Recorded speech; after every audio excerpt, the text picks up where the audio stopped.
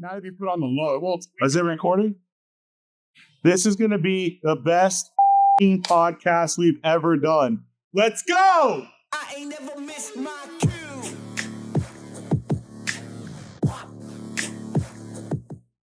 Guys, let's jump right into this. This is Ryan Fiterman, Fiterman Sports, the Fiterman and Friends podcast. My boy Manuel co-hosts with me today. And ladies and gentlemen, the man who needs no introduction, the legendary, iconic, 16-time champ, the nature boy, Ric Flair. Let's go. Rick, thank you for being here today. Ever since I started this podcast, I couldn't wait for you to jump on here with us. Thank you for making time in between all your I'm honored. All your private jets and all your trips all over the world. You're stopped in Houston. Rick, I think we're going on about a decade together. Mm-hmm. Not only is the business part of it been extremely enjoyable with you, but what's more important is I look at you as family now. Yeah. My kids smile when they see you. Obviously, we've created memories in, 30 states. We've had a couple drinks together. You know, we have a great time, and I'm just thankful for the opportunity that you've given me and how much fun we've had. It goes straight back at you, but 3 times more because to be this far along at this point in my career and to have the relationship with you, and not only friendship wise but financially, it is fantastic. And God, you're right. We've had some fun, and I mean, and my whole motto, my whole life is, if I'm not having fun, I can't do it. And that applied to times in the business for me. And I don't look at this as being work. I look at it as we do something for a couple hours, and then we go have fun. Yeah, I mean, when we're done, the whole crew, we just always have a great time. I mean, when we're done signing autographs and we leave a bar, and this is what our tabs look like at the end of the night, you know. I mean, oh my God, it's my turn tonight now. See, this is last night. You want to go home. When we're traveling the U.S. You are going home as a thief. When we're traveling the U.S. and this is our bar tab, you know, it's been a great night with a Rick. Weekend. The 2 days are brutal. So Rick and I usually, the only arguments we've ever really had is who's picking up the tab one night. So we've just said, you get one night, I get the next, and we just roll with it. And it's not an argument because you don't want to pay it. It's because you're honored to pay it. So yes, sir. Yeah. No. I mean, you have been pissed off at me one time well, 2 times. Once I sent Milo to pick you up in New York. Can you tell that story? Well, you sent a very nice Mexican that hadn't even, I don't think he'd been in the United States for more than a week, in a rent-a-car to LaGuardia while it was under construction. And you were downtown drinking with the girls on the crew, and instead of sending a limo or anything remotely close, wasn't it a minivan? Could Milo speak English back then? I can't remember. I don't think he speak English. So obviously everyone knows the only way Ric Flair travels is a limo and a private jet, which we'll add on to that story in a moment. If you've ever been to LaGuardia, it's probably the biggest pain in the ass airport. Well, actually, the construction's done. The construction's done, so Finally, it is nicer. finally. So this was a couple years ago. Yeah. And we sent one of our boys, Milo, to pick him up at the airport. Not one of your boys. He sent a kid that's been in the United States for 3 days. So we sent Milo to pick him up. Who couldn't speak English? Milo calls us, and his voice is shaking. I'm like, Milo, what's wrong? He goes, boss, Ric Flair is really, really pissed off at you. You need to give him a call. So I pick up the phone. Hey, Rick, how you doing? Hey, nothing, Ryan. You mother. I said, whoa, Rick, what's wrong? Couldn't you hear the background? He goes, you got 11 seconds to get this SUV here or I'm leaving. And I'm like, Rick, I'm sorry. I'm sorry, nothing. Now you got 9 seconds. Yeah, and by the way, it was not an SUV. It was a Ford Taurus. How much money can you make? You got 47 Bentleys here and you're running 4 tours. Milo's in terminal. Meanwhile, you drive Mike around in a Bentley and Pete Rose around in a Bentley and ride me around in either a pickup truck or a Ford Taurus. Milo's in Terminal C. Rick's in Terminal A. When he asked me if I need to get my own transportation, the answer is always yes from now on. Not riding in the back of a pickup truck from Intercontinental. Rick says, if he's not here in the next 10 seconds, I'm getting back on the jet. You're paying me in full, and I'm going home. Yeah. Needless to say, Milo swooped around, saved the day, and Rick is happy as can be. My second, Once I got downtown, I was fine. My second mistake with transportation, because I obviously didn't learn from the first one. We're doing an event here in Houston, and one of our guys is like, "Oh, I'll grab Rick and I'll take him to the hotel." And I'm like, we have 30 guests in town. The logistics are a nightmare. Rick and Chris get along great. It'll be fine. No. Like, first of all, the event was with Mike Tyson and Pete Rose, and Ric Flair up distant third. Mike was in the front seat of the Bentley. Pete, I'm sure, was with some good-looking chick. You stuck me with Chris in a pickup truck. That's where I mean, literally a pickup truck. Rick calls me.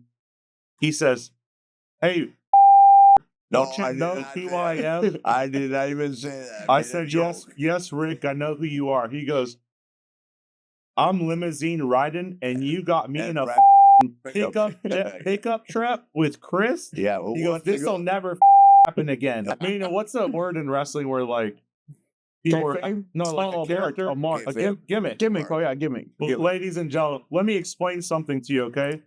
A lot of wrestlers play the gimmick, play the part. Let me explain something to you guys, okay? This is no gimmick with Rick. Rick was wearing Rolexes before anybody was doing bling. This guy had on more diamonds than anybody before it was cool to drip out in diamonds. This guy was flying on private jets, traveling all over the world. Guys, this is no gimmick. I'm on year maybe 10 with Rick. This is every single day. And I remember one of the first signings we ever did together. And, I was like, "Hey, Rick, are you good? Do you need anything?" He goes, "Ryan, let me tell you one piece of advice that I live my life by." And I said, "What's that, Rick?" He says, "For the past 40 years, I've lived every day of my life like it's my birthday." Or my last name. And this guy is always on the jet, always with diamonds, always with Rolexes. I mean, Rick, over the course of your career, how many Rolexes have you lost or given away? I've lost 4. And how many have you given away? 44? No. I've had. I lost a couple of the. We don't have to say their names. No, but they're all girls. So stole them, in the night. Some with, and there made a difference. Actually, I've bought more Rolexes than I've lost. So, counting my mother-in-law, and my daughters, I have bought. What do you think? I have bought 3. I bought one wife, 2. Another wife, 2. Another wife, 1. My stepmother, 1. My stepdaughter, 1. Myself, it's 8. 8? I mean, so you're pushing like 2-3 dozen. Yeah. This is guys, there's no gimmick 2 dozen when it comes to Ric Flair. As you see, Manuel, he's got the gator boots Had to bring out the gators. Rick's always dripped out in diamonds, always got the gator loaf. Manuel, what's your favorite Ric Flair story as a fan growing up?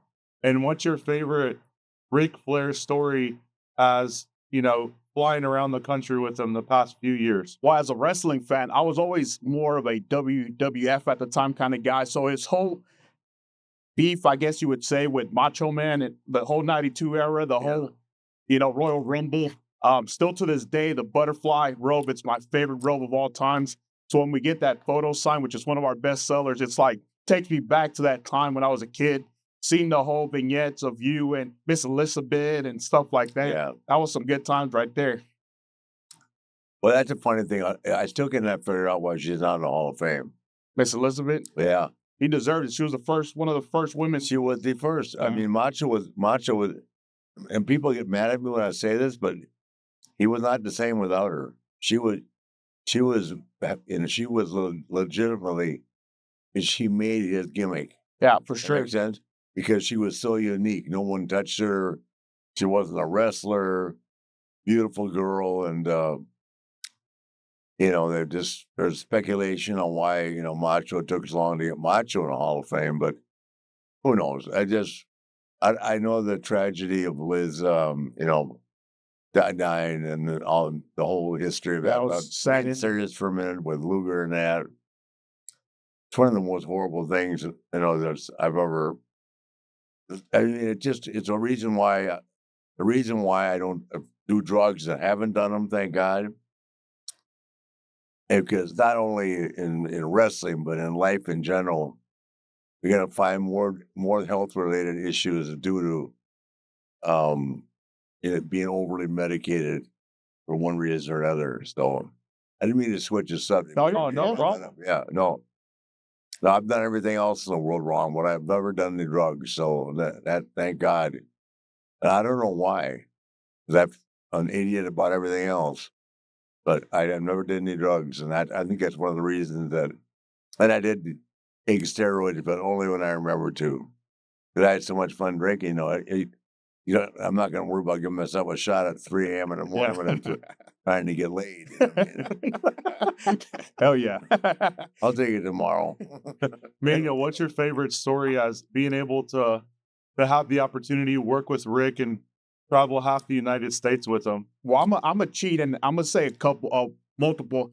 Obviously, one a few years ago, we were in Philly, and I got to celebrate my birthday with Ric Flair. We were at Capitol Grill at the steakhouse, having dinner, and just being there, hanging out, drinking. I mean, obviously, getting sang "Happy Birthday" by the Nature Boy was pretty cool. He ordered me, which Capitol Grill has the best cheesecake. He ordered me a cheesecake. I love cheesecake. little kid. It was a good time. So that was one of my obviously most memorable one. Another one, which I mean, I don't know if Ryan's going to say this one or not, or am I stealing it? Get ready Was- to edit it out. No, was obviously being at your final match.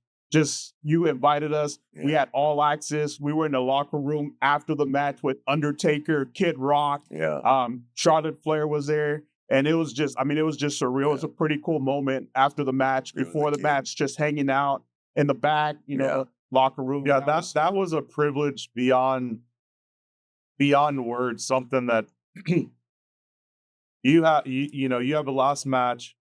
You got the promos leading up to it. You have a sold out stadium. The media frenzy about this match is insane. That was the number one topic on Yes. Sports Illustrated for the year. And you took the time out to personally make sure Manuel and I were invited. Oh, We hell had all yeah. access. Hell yeah. As Manuel said, Well, I have more fun drinking with you guys. Listen, Afterward. I've lost credit cards in my wallet with you, Brian. yeah, I know. You had to get me home on a private jet and have a driver's license. We're in Nashville once. I'll come back to the last match. Yeah. We're in Nashville once. Same city. Franklin. Same city, Yeah. different trip there. And Rick's like, we're done working, right? I'm like, yes, sir. He goes, what's the plan for tomorrow? Tomorrow, I said, Rick, I'm about to go home. He said, no, you're not, buddy.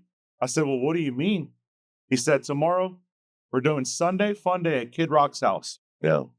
I said, excuse me? It's Sunday Fun Day at Kid Rock's. We wake up that morning, and Rick goes, hey, what happened last night? I lost my wallet. I'm like, no way. We got my credit card. his Amex. Yeah. So he goes, Ryan, I need a favor. I'm like, whatever you need, Rick. You know that. He goes, well, I got a private jet coming. I need to throw this on your Amex. I'm like, it's fine, Rick. No problem. It was a big citation. Then, Not a little one. then a little bit goes by. And he goes, oh, Ryan, I just want you to know I changed my flight. And I'm like, oh, thank God he's going to fly home Southwest or, yeah, right. Commercial. He goes, no, I got a bigger jet. Holy. I called my wife. I said, babe, you see a monster amount on the Amex for a private jet. It's Rick. Yeah. It's not me this time. Yeah. We'll figure this out later. Not that you shouldn't get one. Got- Yeah, he wants me to buy one. Well, what you know what? You can write it off. Believe it or not, with the way the IRS is now, one of the few things you can write off is travel. Legitimate business travel. Right. Legitimately. And you do enough of it. But going back to the last match, Rick, you went out of your way to accommodate Manuel and I, and we're obviously in an extremely intimate setting in your locker room. Yeah. Before the match, but The whole after, thing, yeah. it's Undertaker, Kid Rock, Charlotte Flair, Bret Hart, and Foley. Mick Foley. Mick Foley, and then me and Manuel, and I'm just like, this is unbelievable. Is this really happening? Yeah, then they had a heart attack during the match. Yeah, we found that out later. But Yeah, I didn't find that out 6 months ago. Yeah, heart attack during the match, but an hour after the match, we're downtown Nashville with Kid Rock slamming beer. Yeah, Tootsies. Nasty Boys were there. That was a fun night too. that was fun. Yeah, And then the last one, honorable mention. We said one story. I know I told you I was gonna have multiple. It's the Nature Boy. You Go build for it. memories. So then the last one that I'll end with was at our show at the Autograph Show of Texas. You were signing autographs. Ashley was there that day, and you stopped what you were doing, called my daughter Sophia over, and personally went over there and introduced her to Charlotte Flair. So that's was one of the that? moments. He I'm was- sorry. Oh, Charlotte. Yeah, Charlotte. Yeah, that was one of the moments where I was like, man, that was huge. I mean, you're getting choked up. yeah, just talking about just it, section about it, which shows how much it means. yeah. to So that you was and to me Sophia. that was very very special moment there. Like I said, you stopped signing, called Sophia over, walked her over, then personally introduced her to Charlotte. So that was Yeah. pretty cool. Always. Rick, you can't include yourself, and if you don't want to answer this question, I understand. What would be like your Mount Rushmore of wrestlers? Oh wow. My Mount Rushmore of wrestlers. So like what, top three, four, four? I'm sorry. That's easy. Steve Austin, Hogan, Undertaker, and Shawn Michaels. Wow. Yeah. Austin for sure. I mean, I'm not, I had to clarify this because obviously The Rock belongs there, but I'm talking about longevity. Does that make sense? And Yes, sir. And to this day, the greatest worker of all time is Shawn Michaels. I mean, to this day, there's nobody in the business now that can touch him. Steamboat would be the second best worker of all time, but Taker was just such a phenomenal wrestler. I mean, he's just a phenomenal. Number one, he's a phenomenal guy, but he lived that gimmick, and man, he was so much fun to be with. And but I mean, jumping over the top rope. I'm doing at 6'9" and 300 pounds. I mean, let's get serious. The guy was phenomenal. So that would be my choice. Hulk, because he's the biggest star, arguably the biggest star ever. I think that Austin's right there at the same level. But Hulk, Hulk keeps on keeping on, man, and he's been through a lot. So much physically, my God. I look at myself when I'm 5 years older, and Hulk. I've had some injuries, but 10 back operations, 2 hip replacements, 2 knee replacements. Well, For the Hulkster. yeah, it's hard for him to walk around. Yeah. But he does it, man. And now he's right back. You met a nice girl, got married. He seems happy, so I'm happy for him. Steve is doing great. All Steve wants to do is hunt and fish. Yeah, he does. And be left alone. There is no passing of the torch anymore. Those characters that I hopefully, and instead of one of them will never be replaced. A lot of people will try, but they're a long way from doing it. I don't see a Stone Cold Steve Austin out there. No. Or Undertaker. I mean, they tried a little bit with Bray Wyatt and that, but these guys are all good, but I mean, you got to be doing something for 30 years to be in that league. Understood. Yeah, in my opinion. Well, Rick, from hanging out with you often, I know you are just a massive, massive, massive sports fan. Mm-hmm. I think last night and tonight the preseason game started for football. Yeah. Do you have a favorite for this season? Well, I think the world of Aaron Rodgers. So the guy's getting more flack for doing, because he's a man, he does what he wants to do, can afford to do what he wants to do.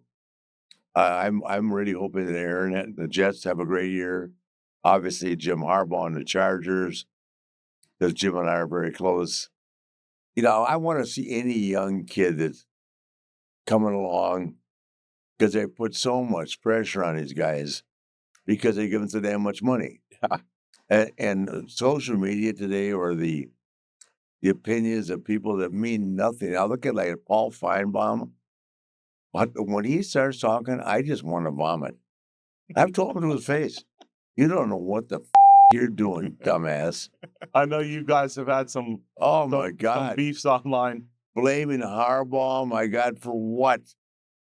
Jesus Christ. And then he wins the national championship, and this year it's starting. I want to get into Paul Feinbaum. I hope this makes the air.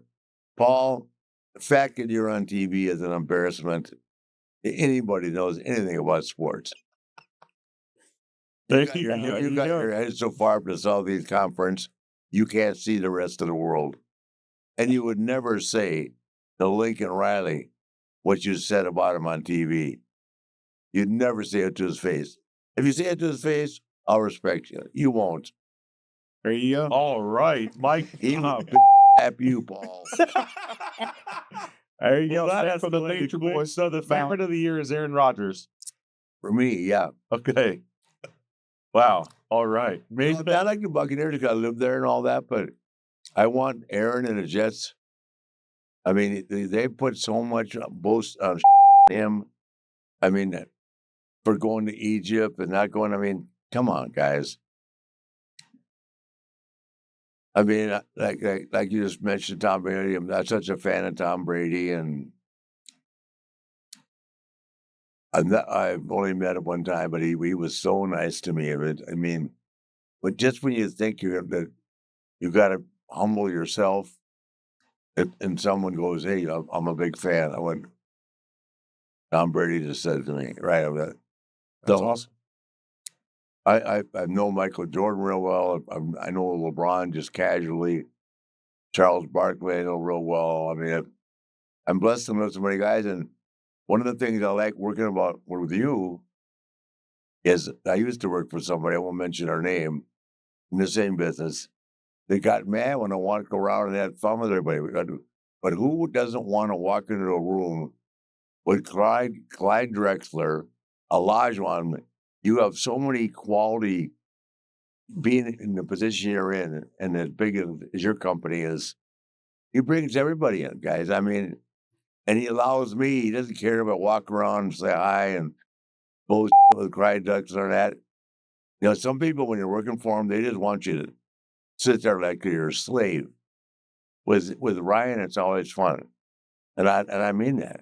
And Yeah, well, I don't just book you because you have the longest lines that wrap around the building and go down city blocks. And I mean, we do have a little bit of fun together, and that's one of my favorite things. We're going back to see Kid Rock next month. Yeah. There we go again. September 29th, we'll be in Nashville. Maybe I'll sign that diamond bracelet back. I handed back that Timex. What the hell? We were at Kid Rock's house Oh last my time. God. Rick just started taking off Rolex bracelets and handing them out to Kid Rock. I'm like, Rick, he goes, man, I love Kid Rock. It's all good. And then in return, Kid Rock hands you a Timex and puts it on your wrist, right? Yeah. So I got to tell you a great story. So I was in Miami at a convention for marijuana. And I was sitting at a bar talking to these two girls, and the kid calls me. And he goes, "Hey, I'm returning your call." And I told God. So I run out because my Adam Wilkes, we're talking about, Yeah.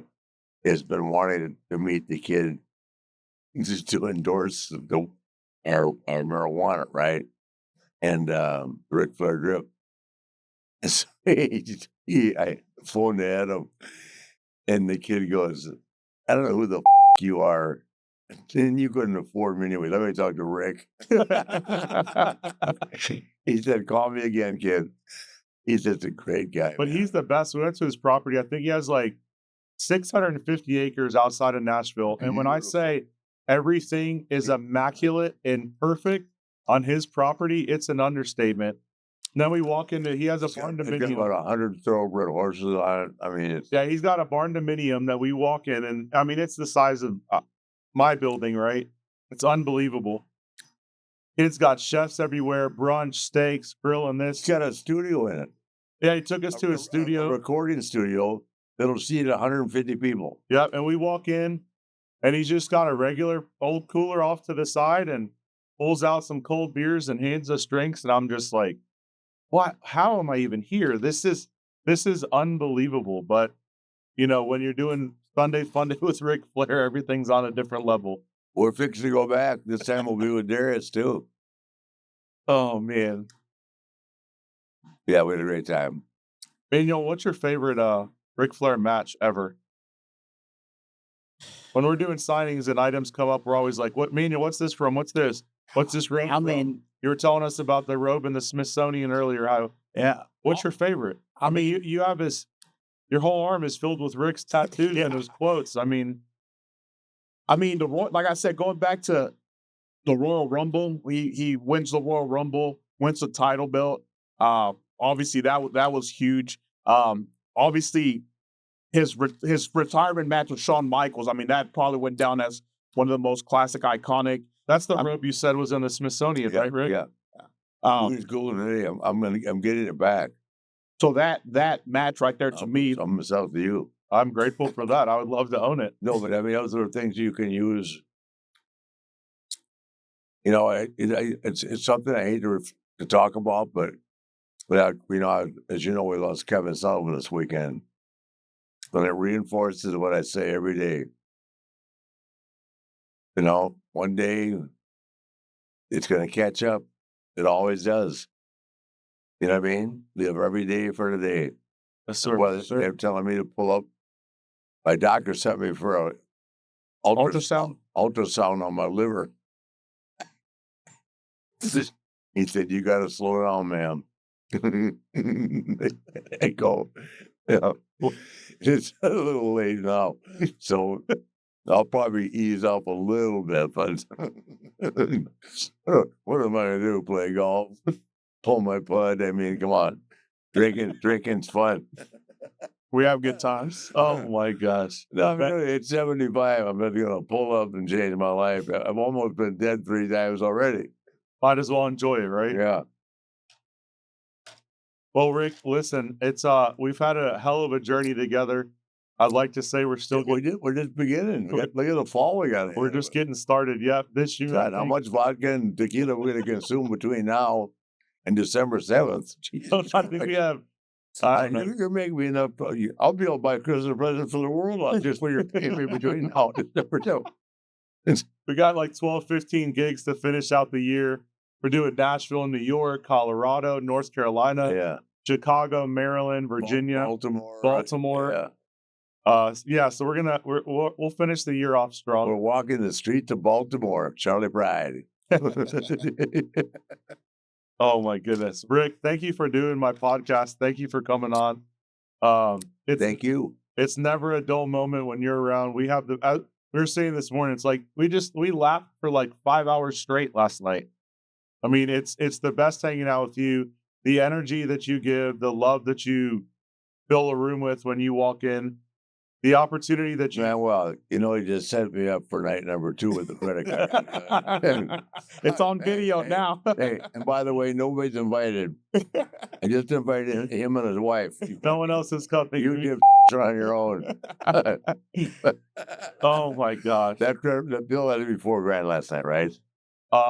There was definitely a comma in the bill. Yes, it was longer than a CVS receipt. I look at it. I'm gonna have to break out some money tomorrow. Damn it all, honey. Oh my We god. had a good time. Here Bill we go. Let the good times roll. Fiterman Sports on the road. And by the way, I found, because was trying to get our company to buy it, I found a 9-passenger Cessna. It's in St. Louis. It belonged to the guys that I work with Car Shield. Guess how much their payments are a month? How much? Take a guess. I don't know. I mean, It's brand. It's been all. It's standing there, new engines, everything. you're really trying? This is like the 4th time today. You're really trying to get me to buy a jet. But let me tell you something. Listen to this. You know, with income tax, with the tax bracket you're in, what do you think the payments are a month? I don't even know where to start on a 30 grand. 30 grand. I'll split them with you. Go. I'm serious. 30 grand. Now what the downside on a plane is that once a year you have to have the maintenance. Sure. And that's like 100 grand. But this plane is beautiful. I've got it. I'm trying to get these dumbasses with the cannabis company to buy it. But I mean, you put a plane right here, the way you travel, like boom, boom, boom. You realize how easy it would be for you to get on a private jet, base it out here at the Hobby or wherever you want to. I mean, it's You're on a mission today. You're trying to get me to buy a jet before the day's over. I'm telling you, if I could sell my stock in my company, I'd buy one. It's the only way to go. They're making travel too tough now, guys. And ever since COVID, man, the airlines are not the same. They just aren't. Yeah. Speaking of your cannabis, Rick, it's unbelievable. You've done this for what, 5 decades? 5 decades. And now it's like, I mean, I got Ric Flair socks on. We've mentioned Ric Flair drip, the cannabis a few times. You have Wooooo energy drink. Yeah. I mean, we don't even have enough time to sign all the autographs we need signed. It's like you've been nonstop for 4 or 5 decades. I'm not stopping again, brother. The fan base that you have. I stopped to get 6 months for it when I broke my back in an airplane crash, and I stopped for like a year and a half when I almost died, but I ain't stopping again. There's no slowing you down, that's for sure. And I'm not, brother, not when I run with you. Rick, I love you. You're the best. Thank you for doing my podcast. Thank you. We'll do it tomorrow. To find a sponsor now, man. Let's go. Oh my gosh. Guys, thanks for tuning in. to be continued. I don't even know how to end this one. Let's go. It's time to go drink with Ric Flair and watch football. Y'all pray for me. Thanks for tuning in. We love you. Yeah. I ain't never missed my cue.